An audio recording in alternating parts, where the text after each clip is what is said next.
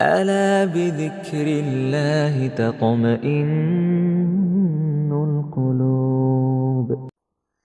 بسم اللہ الرحمن الرحیم. یہ ہماری قرآن پاک کی ترتیب انشاءاللہ آئندہ نشست سے شروع کریں گے. گزشتہ دنوں 27 رجب کے حوالے سے بھی میں نے آپ سے ایک بات عرض کی تھی. قرآن پاک میں سورہ توبہ کے اندر ایک آیت ہے اس میں اللہ جل شانہ نے فرمایا ان عدت الشہور عند اللہ 12 شہرا فی کتاب اللہ. یہ مہینوں کی گنتی 12 مہینے اللہ جل شانہ نے یوم خلق السماوات والارض، جس دن سے آسمان و زمین تخلیق کیے ہیں اس دن سے 12 مہینوں کی ترتیب ہے، اور 4 مہینے حرمت والے بھی ہیں. اور وہیں یہ حدیث کا جملہ آپ نے سنا ہے، نبی صلی اللہ علیہ وسلم کے حوالے سے حدیث کتابوں میں لکھی ہے کہ آپ صلی اللہ علیہ وسلم جب رجب کا چاند دیکھ کر ایک دعا فرمایا کرتے تھے، اور اس دعا میں شعبان کا تذکرہ بھی فرماتے تھے. اللہم بارک لنا فی رجب و شعبان وبلغنا رمضان، کہ اللہ ہمیں اس رجب اور شعبان کے مہینے میں برکت دے اور ہمیں عافیت سے رمضان تک پہنچا دے. تو اس شعبان کے مہینے میں بھی آپ صلی اللہ علیہ وسلم عام دنوں سے زیادہ اہتمام کیا کرتے تھے مختلف باتوں میں. پہلی بات یہ ذہن میں رکھیے کہ یہ جو شعبان کا لفظ ہے، عربی زبان میں شعبان کا مطلب ہوتا ہے شاخ در شاخ ہونا.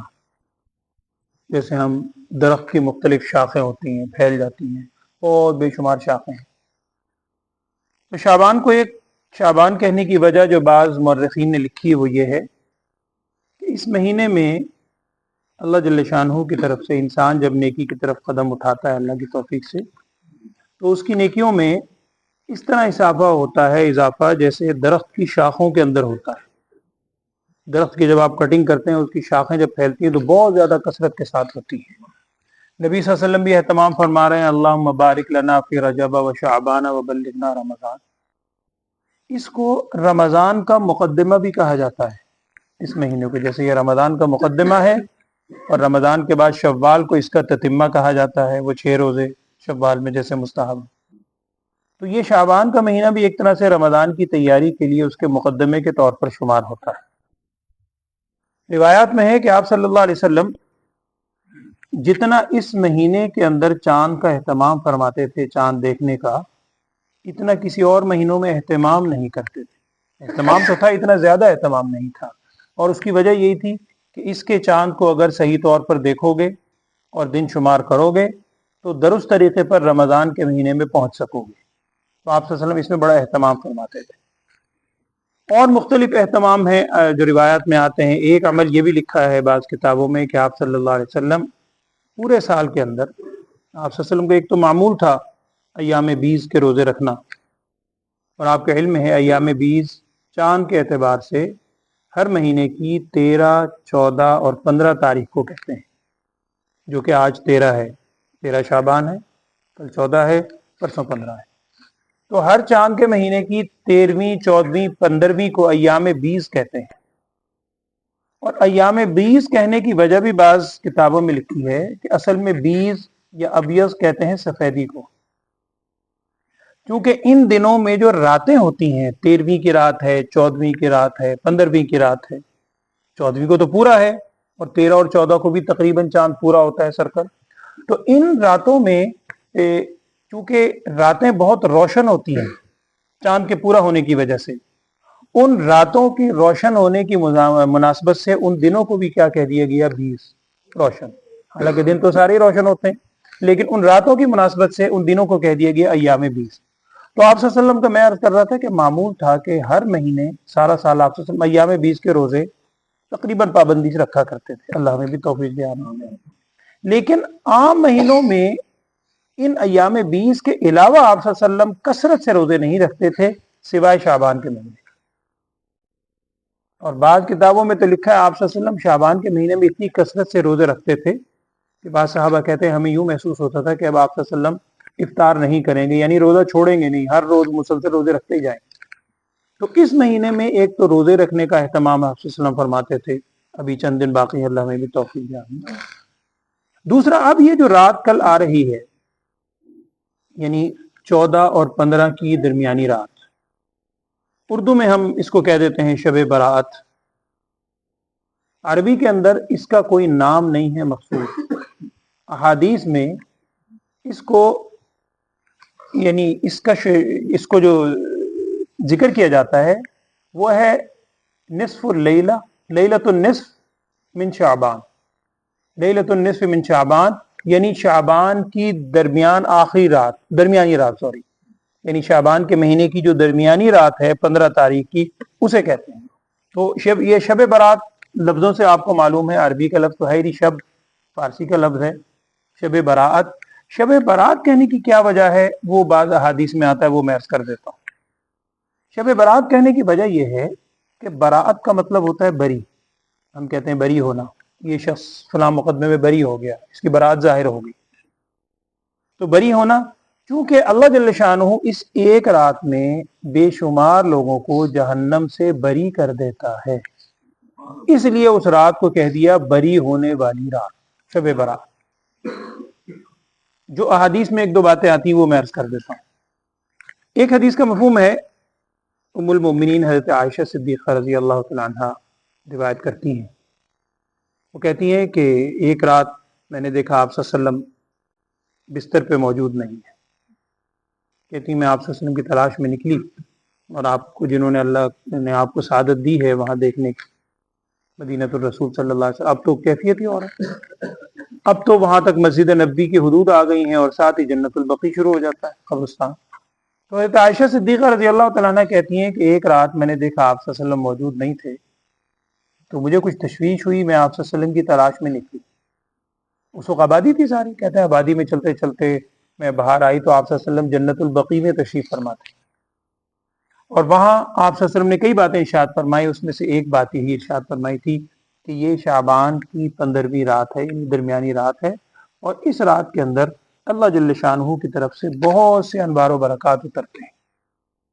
اور ایک روایت کے اندر الفاظ آتے ہیں کہ نبی صلی اللہ علیہ وسلم نے ارشاد فرمایا کہ اس رات میں ہی اللہ جل شانہ آئندہ سال میں جس شخص نے دنیا سے رخصت ہونا ہو اس کے فیصلے بھی اسی رات میں ہوتے ہیں۔ فیصلے تو شروع سے ہو چکے ہیں، دنیا میں آنے سے پہلے ہی اس کی وضاحت محدثین نے یوں کی ہے کہ اللہ جل شانہ کی طرف سے فرشتوں کو وہ کام حوالے کیے جاتے ہیں کہ آئندہ سال کے اندر اس بندے نے دنیا سے رخصت ہونا ہے۔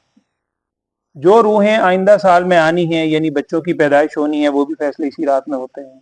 اسی رات کے اندر بندے کا رزق بھی طے کر دیا جاتا ہے، آئندہ جو اللہ نے پہلے سے کر رکھا ہے، اس رات میں گویا فرشتوں کے حوالے یہ کام کیے جاتے ہیں۔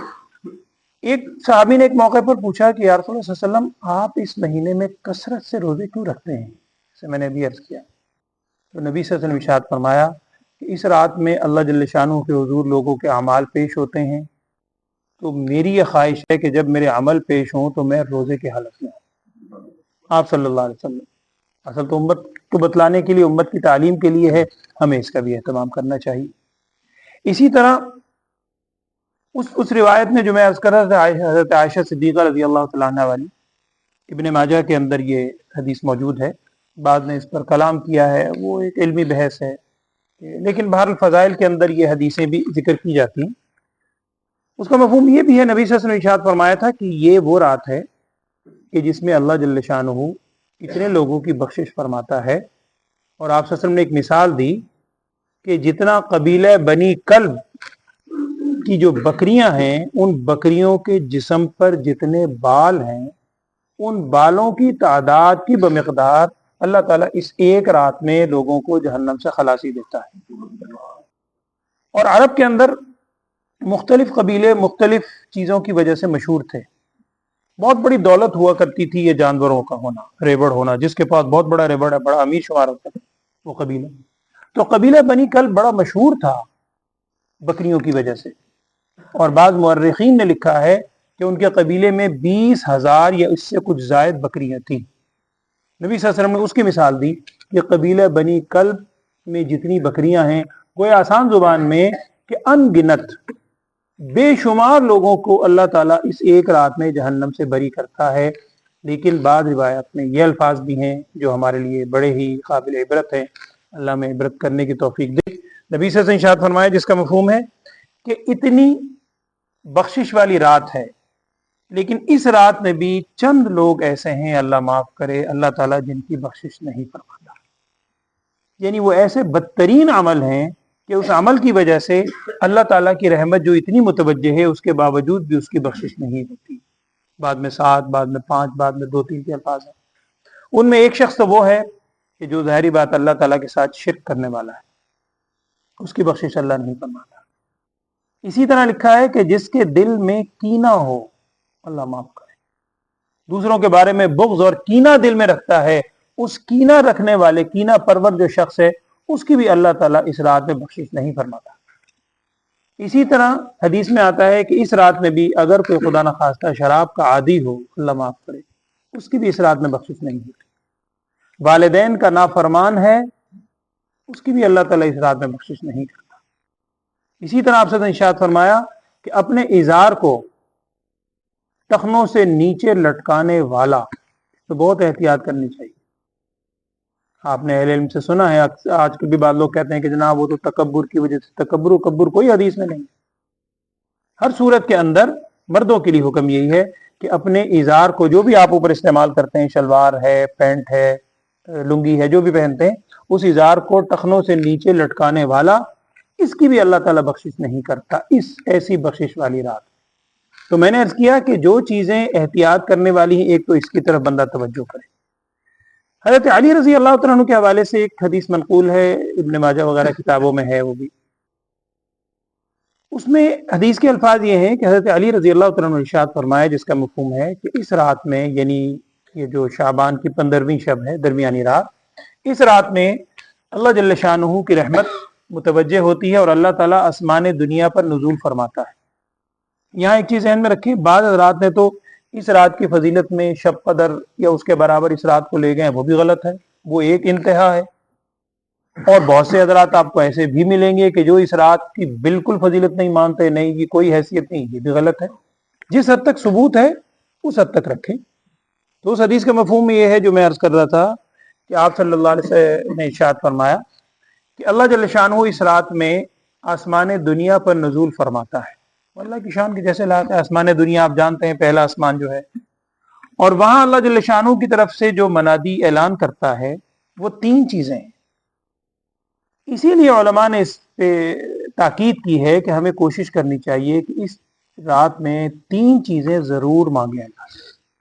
وہ 3 چیزیں کیا ہیں؟ اس حدیث کے مطابق نبی صلی اللہ علیہ وسلم نے ارشاد فرمایا کہ اس رات میں اللہ جل شانہ کی رحمت متوجہ ہوتی ہے اور اللہ کی طرف سے اعلان ہوتا ہے کوئی بخشش مانگنے والا، میں اس کو بخش دوں۔ دوسرے یہ اعلان ہوتا ہے کوئی رزق طلب کرنے والا، میں اس کو رزق عطا کروں۔ اور تیسرا اعلان ہوتا ہے کوئی عافیت مانگنے والا، میں اس کو عافیت عطا کروں۔ تو اسی لیے علماء نے لکھا ہے کہ اس رات میں یہ 3 چیزیں اہتمام سے ضرور مانگیں۔ اللہ تعالیٰ سے بخشش طلب کریں، اللہ تعالیٰ سے عافیت طلب کریں۔ اور ایک حدیث کا مفہوم ہے کہ نبی صلی اللہ علیہ وسلم ارشاد فرمایا کسی شخص نے اللہ تعالیٰ سے اس سے بڑھ کر کوئی چیز مانگی ہی نہیں۔ صحابہ نے پوچھا وہ کیا چیز ہے کہ جس سے بڑھ کر کسی نے کوئی اللہ سے چیز مانگی ہی نہیں؟ نبی صلی اللہ علیہ وسلم نے ارشاد فرمایا اللہم انی اسألک العفو والعافیت فی الدنیا والآخرہ۔ چھوٹی سی دعا، اللہم انی اسألک العفو والعافیت فی الدنیا والآخرہ، اے اللہ میں تجھ سے سوال کرتا ہوں معافی کا اور عافیت کا دنیا اور آخرت میں۔ تو عافیت اس رات کے اندر کثرت سے اللہ سے طلب کرے انسان۔ اور تیسری چیز میں نے عرض کیا کہ رزق طلب کرے، رزق حلال، رزق واسع، رزق طیب، اس کا اللہ تعالیٰ سے دعا کرے۔ تو اس رات میں یہ بھی اہتمام کرے۔ اسی طرح حضرت علی رضی اللہ عنہ کے حوالے سے جو یہ حدیث ہے اس میں ایک لفظ اور بھی ہے کہ اس رات کو اللہ تعالیٰ کی رحمت متوجہ ہوتی ہے، عبادت بندہ کوشش کر کے کرے۔ اور اس کے بعد جو اگلا دن آتا ہے، یعنی 15 شعبان کا جو دن ہے، 15ویں تاریخ شعبان کی، اس میں اگر ممکن ہو تو اللہ کے حضور انسان روزہ بھی رکھے۔ لیکن یہ ذہن میں رکھیے گا اس روزے کا ذکر صرف اس ایک حدیث میں ہے میں پھر عرض کر رہا ہوں، اہل علم میں بعض حضرات نے استنادی حیثیت سے بات کی ہے، وہ اپنی جگہ ہے۔ علماء نے اس کی وضاحت کی ہے کہ یہ روزہ کوئی سنت موقدہ نہیں ہے، فرض واجب تو ہے ہی نہیں، سنت موقدہ بھی نہیں ہے، صرف اس روزے کی حیثیت مستحب کی ہے۔ تو اگر اللہ تعالیٰ کسی کو توفیق دے، ہاں 3 روزے جو ہیں ایام 20 والے ہر مہینے کے، وہ سنت ہے، وہ اللہ اگر توفیق دے، 13 14 15 اس میں 15 بھی آ جاتی ہے۔ لیکن اگر کوئی 15 شعبان کا بھی روزہ ایک رکھ لے تو اسے مستحب سمجھے، مستحب ہے، اجر و ثواب ہے، انشاءاللہ اس کو اجر ملے گا۔ لیکن اگر کوئی نہیں رکھتا، اس نے کوئی غلط کام نہیں کیا، اس کو آپ یہ نہیں کہہ سکتے کہ تم نے روزہ کیوں نہیں رکھا، یہ اس فضیلت کو حاصل کیوں نہیں کیا، اس لیے کہ اس کی فضیلت اس درجے کی ہے ہی نہیں، استحباب کے درجے کی، اگر ہو سکے تو کر لے۔ اور ایک آخری بات جو صحیح حدیث میں بھی ہے، حضرت عثمان غنی رضی اللہ عنہ سے حدیث منقول ہے، انہوں نے ارشاد فرمایا، صرف اس رات کے بارے میں نہیں، ہر رات کے بارے میں ہے، انہوں نے ارشاد فرمایا، اس کا مفہوم ہے کہ اگر کوئی شخص عشاء کی نماز جماعت سے پڑھ لے تو انشاءاللہ ایسا ہے جیسے اس نے آدھی رات تک عبادت کی، آدھی رات عبادت کرنے کا ثواب۔ اور اگر کوئی اہتمام سے اللہ کی توفیق سے فجر کی نماز بھی جماعت سے پڑھ لے تو ایسا ہے جیسے اس نے بقیہ آدھی رات بھی عبادت کی۔ تو اللہ تعالیٰ ہر روز ہی توفیق دیتا ہے، اللہ کی توفیق ہے، لیکن اس رات میں خاص اہتمام کر لیں۔ اور اس کا ایک طریقہ جو علماء نے آسانی کے لیے لکھا ہے، میں عرض کر دیتا ہوں آخر میں، کہ اللہ کی توفیق سے انسان جب نماز پڑھے، نماز پڑھنے کے بعد جتنا ہو سکتا ہے عام معمول سے ذرا زیادہ عبادت کر لے، عام معمول سے ذرا کثرت سے چند نوافل زائد پڑھ لے، کچھ تلاوت کا اہتمام مزید کر لے، کچھ درود شریف پڑھنے کا اہتمام مزید کر لے، اور جیسے میں نے عرض کیا کہ اللہ سے استغفار، گناہوں کی معافی، عافیت، بخشش اور رزق یہ ضرور طلب کرے۔ اور اگر ہو سکے تو وطر اپنے معمول اگر آپ کا ہے عشاء کے ساتھ پڑھنے کا، تو اس رات میں کوشش کریں وطر اس وقت نہ پڑھیں۔ جب آپ اہتمام سے رات کو سوتے وقت اٹھیں گے، اور جیسے آج کل تو راتیں لمبی ہیں، اللہ تعالیٰ اگر توفیق دے تہجد میں اہتمام کر لیں کہ تہجد میں اٹھیں، اس وقت وطر بھی پڑھیں، جب اٹھ کے بندہ وطر پڑھے گا، ساتھ 2 4 نفل اللہ کی توفیق سے اور پڑھ لیں، اور اہتمام کے ساتھ فجر کی نماز کے لیے جماعت میں حاضر ہو جائیں، تو اس حدیث کے مطابق انشاءاللہ ساری رات عبادت کرنے کا اجر و ثواب ملے گا۔ بہرحال کہنے کا مقصد یہ ہے کہ اس رات کی فضیلت کو بالکل انکار کرنا وہ بھی غلط ہے، اور فضیلت کو اتنا بڑھا دینا کہ شب قدر کے برابر لے جانا وہ بھی غلط ہے۔ تو اس رات میں عبادت کا روایات کے اندر ذکر ہے، اگر بندہ اہتمام کر لے ہے۔ ایک چیز اور جو اس میں رہ گئی، حدیث میں بھی آتی ہے کہ آپ صلی اللہ علیہ وسلم اس رات میں، حضرت عائشہ صدیقہ نے فرمایا کہ میں نے قبرستان میں دیکھا تھا، بقیع غرقد میں۔ تو اس میں بھی علماء نے لکھا ہے کہ آپ صلی اللہ علیہ وسلم کی پوری سیرت میں صرف ایک موقع ایسا ہے کہ آپ صلی اللہ علیہ وسلم اس رات میں قبرستان تشریف لے گئے، ہر سال نہیں لے گئے تشریف۔ تو اگر پوری زندگی میں آپ کو کبھی ایک دفعہ موقع مل جائے قبرستان جانے کا تو آپ نے وہ سنت ادا کر دی، آپ صلی اللہ علیہ وسلم کی حدیث میں آتی ہے۔ لیکن جیسے آج کل ہمارے ہاں بعض جگہ ہے، اور اسے احتیاط کرنی چاہیے، بڑے اہتمام کے ساتھ جلوس کی شکل میں باقاعدہ کرتے ہوئے اور وہاں قبرستان جا رہے ہیں، یہ غلط ہے، یہ اہتمام کرنا غلط ہے، اس کا حدیث میں ثبوت نہیں ہے۔ اور پھر ٹھیک ہے، جو بات ہو رہی ہے نا، دن کو کیوں جائیں، سنت سمجھ کے نہ جائیں نا، ویسے آپ جائیں، ہر جمعے کو جائیں، دن میں جائیں، رات میں جائیں، لیکن خاص اس دن میں، رات میں، حدیث میں صرف ایک رات کے حوالے سے آتا ہے، اس رات میں آپ جا سکتے ہیں قبرستان۔ بات وہی ہے کہ جس حد تک اس کا ثبوت ہے اس حد تک رکھیں، جس حد تک نہیں ہے اس کو نہ کریں۔ بہرحال اللہ تعالیٰ اس رات میں بھی اور تمام راتوں میں ہمیں عبادت کرنے کی، اور جو بقیہ ایام ہیں ان میں کثرت سے روزے رکھنے کی توفیق دے، اور رمضان کا مہینہ جو اللہ تعالیٰ عافیت سے ہماری زندگی میں لائے، اس کی قدر کرنے کی، تیاری کرنے کی ہمیں توفیق عطا فرمائے۔ اللہم آمین۔ الحمدللہ رب العالمین، اللہم صلی علی سیدنا و مولانا محمد وعلی آل سیدنا و مولانا محمد وبارک وسلم۔ اللہم ارنا الحق حقا وارزقنا اتباعہ وارنا الباطل باطلا وارزقنا اجتنابہ۔ یا اللہ ہمارے گناہوں کو معاف فرما، ہمارے لغزشات سے درگزر فرما، ہم سب کو یا اللہ ایک اور نیک ہونے کی توفیق عطا فرما، دین کے تمام باتوں پر کامل طور پہ عمل پیرا ہونے کی توفیق عطا فرما، ہر عمل میں رسول صلی اللہ علیہ وسلم کی سچی محبت اور کامل اتباع ہم سب کو نصیب فرما۔ ہم سب کو یا اللہ یہ جو ایام اور راتیں آ رہی ہیں قدر والی، ان کی قدردانی کی توفیق عطا فرما۔ یا اللہ عافیت کے ساتھ، صحت کے ساتھ، سلامتی کے ساتھ ہمیں رمضان کی برکات سے مستفید ہونے کی توفیق عطا فرما۔ وصلی اللہ تعالی علی خیر خلقہ سیدنا و مولانا محمد وعلى آله وصحبه أجمعين برحمتك.